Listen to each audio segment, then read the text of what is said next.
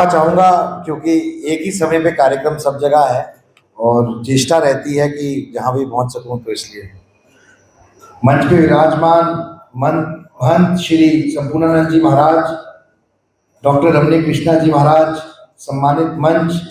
हमारे आज कार्यक्रम के मुख्य अतिथि जस्टिस श्री संदीप मौदगिल जी, श्री महावीर कौशिक जी, श्री राजीव शर्मा जी, श्री विकास कौशिक जी, हमारे अध्यक्ष प्रधान श्री MP शर्मा जी, श्री ML बख्शी जी, श्री राजेश वत्स जी, GC कौशिक जी और सभी गणमान्य व्यक्ति जो आज यहाँ पर आए हैं। मैं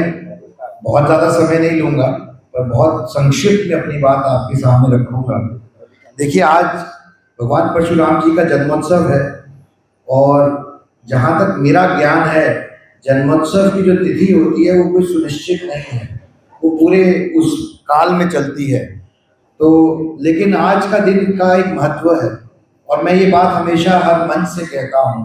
कि भगवान परशुराम जी सिर्फ ब्राह्मण समाज के नहीं आराध्य हैं, वो 36 बिरादरी के हैं, हर समाज के हैं और सबके भगवान हैं। लेकिन हम उनके वंशज हैं और उनके वंशज होने के नाते हमारा दायित्व बनता है, हमारी जिम्मेदारी बनती है कि हम उनकी पैरोकारी भी करें। हम उनका जो संदेश है, जो उन्होंने आदर्श स्थापित किया है, उसका प्रचार प्रसार करें, खासकर युवा पीढ़ी में और अगली पीढ़ी के अंदर, ताकि उनको भी भगवान परशुराम जी की जो शिक्षा है, जो उनका जीवन है, जो उनकी शैली है, उसका अनुसरण करने का मौका मिले, ताकि वो भी अपना जीवन एक नियमित तरीके से उन असूलों और सिद्धांतों पर चलने का काम करें जो भगवान परशुराम जी ने हमें दिखाया है। भगवान परशुराम जी का वर्णन हर युग में होता है,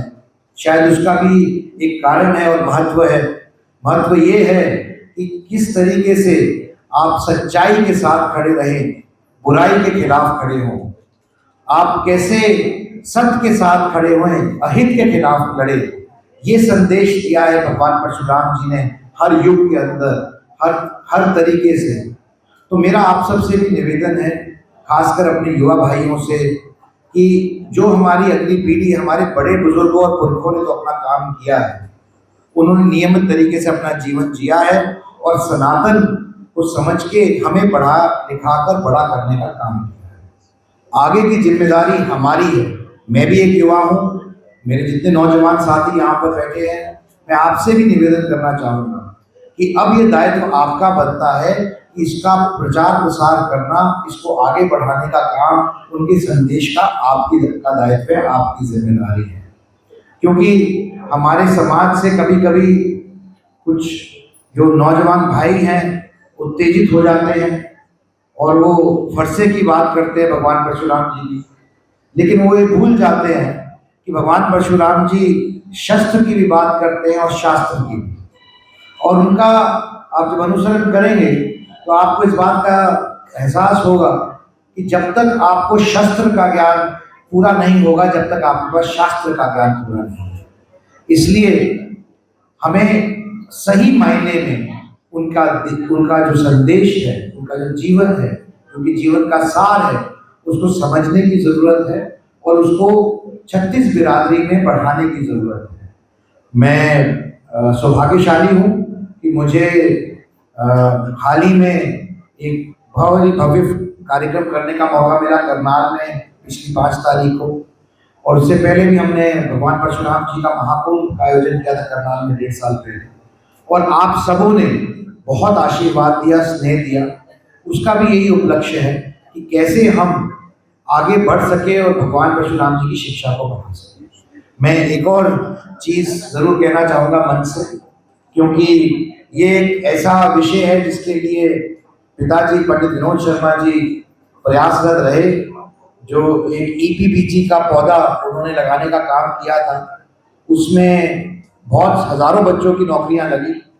और अब उसमें जो कुछ त्रुटियां रह गई थी, कमियां रह गई थी, उसकी वजह से 800 बच्चे वंचित रह गए थे, क्योंकि वो कानून सम्मिलित हो गया था EWS के अंदर। और मुझे आज मन से कहने में खुशी है कि लगभग 650 बच्चे उसमें से भी अब अपनी नौकरी पा चुके हैं हाल ही में सबके प्रयासों से,